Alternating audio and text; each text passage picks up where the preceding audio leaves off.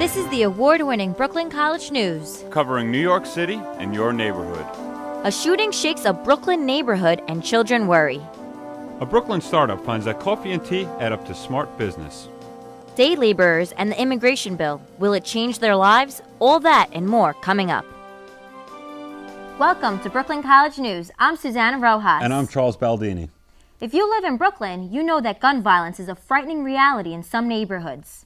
Communities want it to end. We have team coverage from Bed-Stuy, East Flatbush, and Bensonhurst. Ashika James reports from Bed-Stuy. If they would do it to a 11-year-old, they would have no problem doing it to a 9-year-old such as myself. Kevon is now afraid that he might be shot standing outside his building. In June, 11-year-old Talani Mazik was shot while she stood in front of her building. She may never walk again. It's bad when things like this happen. Like you feel insecure about even stepping out of your doorway. It's just continuing. It's not going to stop. You cannot get these guns off the street. Police are out in full force as a NYPD Skywatch tower was moved to a more prominent location after the shooting. There were more policemen around, standing just in front of the buildings, walking up and down the block. But it also made it feel a lot safer for me to walk outside. But the fear of guns is still a real problem in this community. Why are these guns in our neighborhood? That's the issue. City Council member Albert Van is organizing neighborhood watch groups to keep a lid on the violence. We have been organizing for some time. We've had more people sign up and receive block watching training than perhaps any other community in the city of New York. Meanwhile, people are still concerned about Talani's well-being. My prayers are with them desperately, and we just hope that she recovers and that no child should be shot. No one really should have to experience what that family is going through. And my heart goes out to the child because her grandma now has passed away. 11-year-old Talani Mazik remains hospitalized at Columbia University Medical Center and is showing signs of improvement. Reporting from Columbia University Medical Center, this is Ashika James, BCN News. Continuing our team coverage, Jonathan Donaldson reports about the push to protect 86th Street in Bensonhurst. They got mugged once already. They threw me down on the floor and I wound up... Yes, and I wound up in the hospital. Buses drive by, trains overhead, and streets are crowded. 86th and 20th Avenue in Bensonhurst is extremely busy, but two recent murders put people on edge. A lot of old ladies get knocked down, young people get knocked down. Because of community concern, cameras will go all along 86th Street during the next 3 years. It's an eye above the street, and that means someone will always be watching. I support the idea of cameras. Reverend Gerald Cantalupo had to think about it. He has been in the community trying to stop gang violence for a number of years now. I had a struggle with it originally on the idea of privacy. I understand that argument, but it's a deterrent to crime. People's attitudes changed after the recent shooting and killing of Isaac Kader in his 99-cent store. Police say that the suspect could possibly be linked to another shooting. Brooklyn College professor and an expert in privacy and policing, Alex Vitale, believes this won't provide as much help immediately. Well, I think the impact will be pretty limited. As I've said, the cameras that have been used here in New York have primarily played a role in catching people after they've committed crime. The NYPD's safety cameras will cost the city $400,000. The plan calls for installation over the next 3 years. I guess it's for the better since there has been a lot of crime, right? And since someone did get shot last week, I guess it would help prevent more crime going on here? I think it's a good idea. It's a pretty populated neighborhood and I've lived here for a pretty long time. I would feel confident. Bay Ridge residents also want surveillance cameras. There's an increase in petty larceny and felony assault according to crime stats from the 68th Precinct. Jonathan Donaldson, Brooklyn College News. In East Flatbush, Charles Carr continues our team coverage. No mother should ever have to bury a child. Natasha Christopher's son was shot and killed in Bushwick last summer. She joined others to rally outside Glenwood Playground to protest gun violence. Some wore yellow, others wore T-shirts to honor a friend killed recently. We are tired from shooting. We are afraid of shooting. With all the people and younger people and children. Police seized these guns in East Flatbush and neighborhoods close by. In the past 3 years, 55 people were killed in East Flatbush. Councilman Jumaane Williams wants more community centers and activities for kids. From the government, that has to put enough resources into the community. Brooklyn District Attorney Charles Hines called upon the community to cooperate with law enforcement. We cannot attack people for giving information to my office or the police. We have to stop talking about snitching being something wrong. Snitching is a noble thing. To drum up community support, the group marched 2 miles. They welcomed all bystanders to join the protest. They handed out T-shirts and knocked on doors and ended at Flatbush Gardens, where they held an information resource fair. Charles Carr, Brooklyn College News. Williamsburg, Brooklyn is one of our city's fastest growing neighborhoods. Hipsters put a spotlight on the area and it's now a hot destination. It's my neighborhood, and I went home to talk to the old-timers. Condos everywhere, restaurants on every block.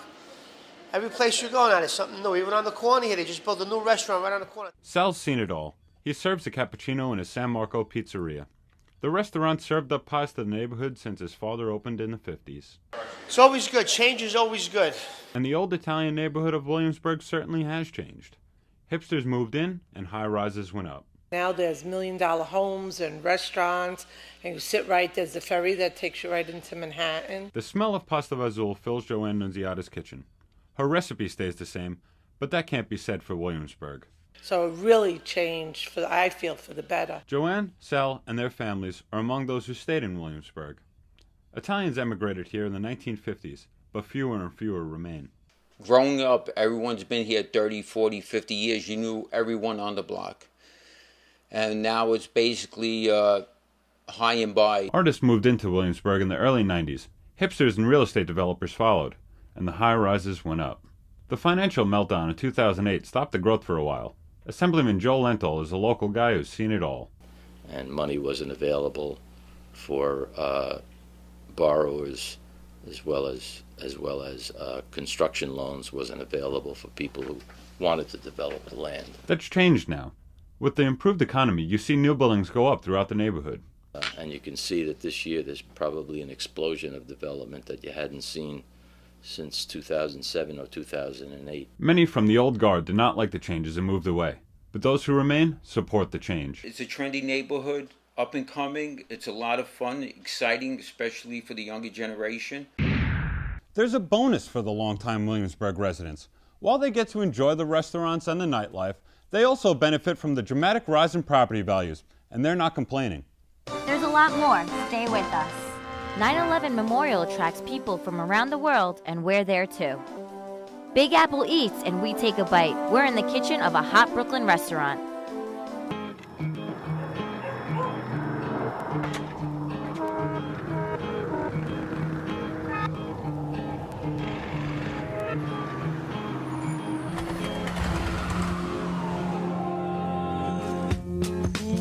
This is Tiki Barber for the Fresh Air Fund. Children who have never experienced the country can when you call to host a Fresh Air Fund child.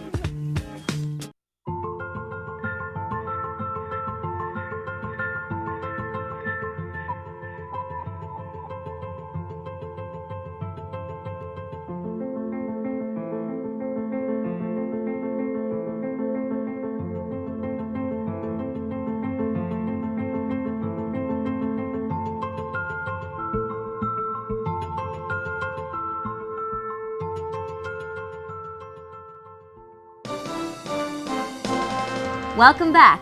Many of us see day laborers every morning. They line up on corners to get work. Now, proposed immigration reform may change their status and give them more opportunity.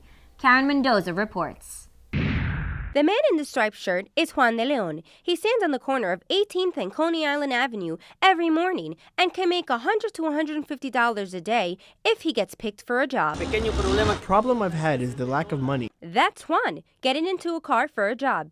Day laborers, undocumented immigrants say standing on the corner and waiting to get picked up is their best shot at getting work. I sweep and pick up garbage. Whatever job they give me is fine. We found out the workers are from all over the world. This man is from Russia and says he can do different jobs. Painting, cement, move. Brooklyn neighbors who talk to us appear sympathetic. People need to work, People gotta do what they gotta do, Sometimes these hard workers get cheated and discriminated against. I worked for this one guy and he didn't pay me. He owes me 2 days' pay. The boss sometimes, they see like you are a Spanish guy, they have you separate from other guys, like white guys. The proposed immigration reform in Congress might change day laborers' legal status. Many of them are willing to have documents to be able to have a training, for example, to become electricians, licensed electricians or carpenters, and they don't have any access to any of these services just because they're not residents. But the requirements might leave out those who do not speak English. And if you have all requirements, except that you don't speak English, it's gonna be like, that person is gonna be left out. There is a lot of uncertainty about this immigration bill. In the meantime, these men will continue to try and get a job the best way they know how. Karen Mendoza, Brooklyn College News. A report from the Congressional Budget Office estimates the proposed immigration bill will decrease the federal budget deficit by $197 billion between 2014 and 2023. If you're unemployed and looking for work, job fairs provide a good way to connect with employers. But reporter Orinthia Robinson found some job seekers still have a tough time. People waited patiently online for a chance to meet employers at a job fair in PS 375. The Brooklyn Chamber of Commerce organized the event to connect job seekers with local employers. Unemployment is 7.8% in New York State, lower than 8.2% in 2009. Some state and city agencies recruited here. Right now in the New York State Police, we are recruiting actively. We're looking for a wide diversity of applicants. They have to be between ages of 20 and 29. That's a problem because most job seekers are older. They seem to be geared towards youth training, at least for this job fair. That's what I've seen. It's not for people like myself. It was a disappointing day for many. And most job prospective don't look at the age as productive for their company. They feel you're too old. Nobody is catering to senior citizens. We're able-bodied people that are willing to work.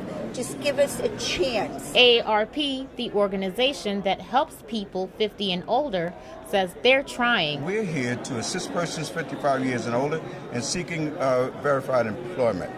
We have training programs for these persons where we pay a minimum wage of $7.25 as we place them in host agencies while waiting to get them real employment. The day was lucky for at least one job seeker. Well, I found one position over there. They're actually hiring for secretary and for program aides. Older workers have to overcome a lot of bias, but the growing pool of people over 55 who need work may convince employers to rethink attitudes. Orinthia Robinson, Brooklyn College News.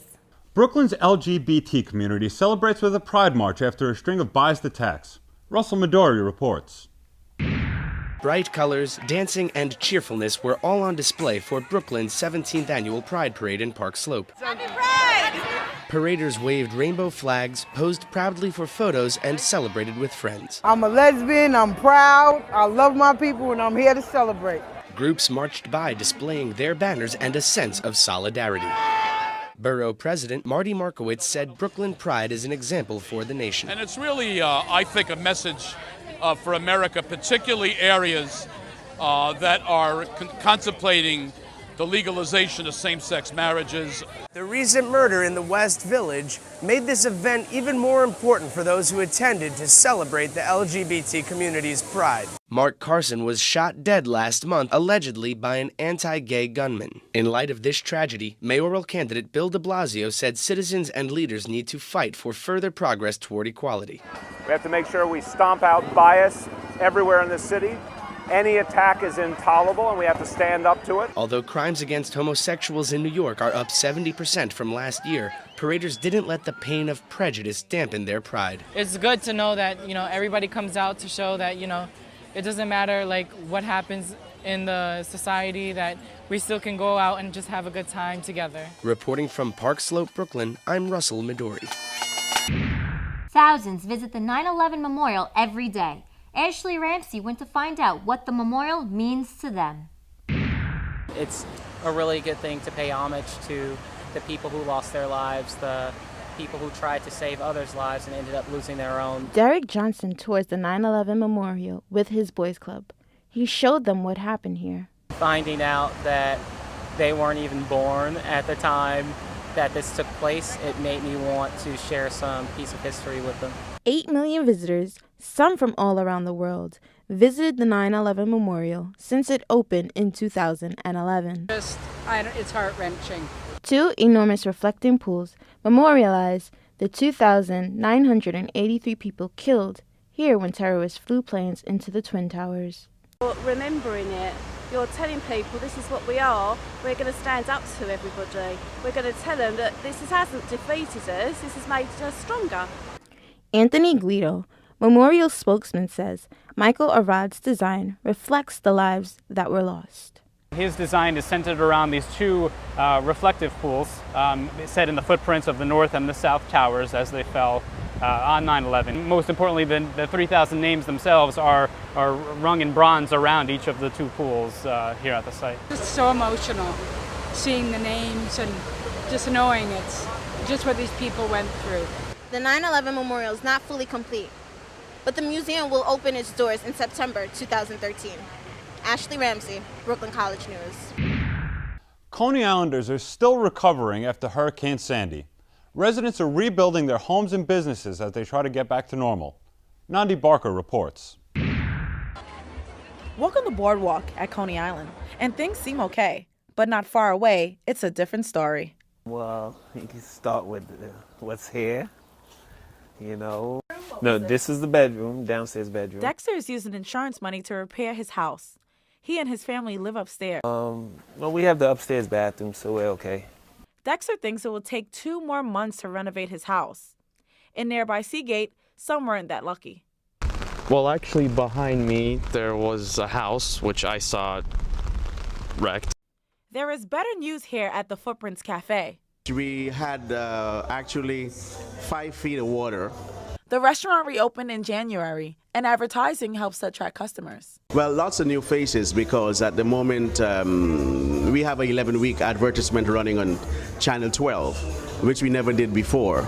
So that has helped us a lot in bringing in a lot of new customers. Although Dexter told us it will take 2 more months to repair his home, it seems like he really has a long way to go, and we saw many others in the same position. Nandi Barker, Brooklyn College News. We've got a lot more coming up. Stay with us. Hundreds of thousands sign up for New York's Bike Share program. It's the new way to commute. This new phone is awesome. It has made my life so much easier. You know, I get kind of bored when I'm driving and I need to know what's going on.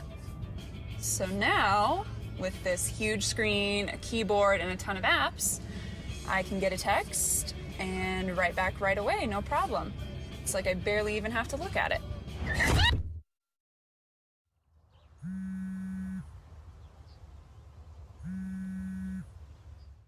Oh, hey, bud. Where are you headed? Just gonna hang out.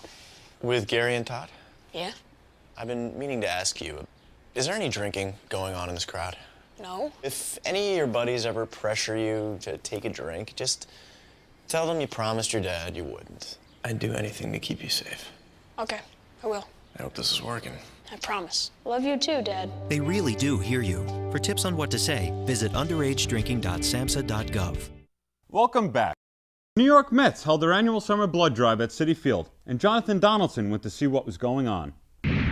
Mr. Met gave a pat of encouragement to people who came out for the team's annual blood drive. The New York Blood Center teamed up with the Mets to get volunteers to donate blood. There were already over 75 people within the first hour waiting to donate blood. Our goal today is to have over 600 donors come and donate blood, which is quite an accomplishment, and every year the Mets are extremely successful in this drive. The drive attracts donors who want to help, and the Mets offer of 2 free tickets for every donor sweetens the deal. Awesome, really good to help out, to donate, to give it to a good cause, you know, hopefully.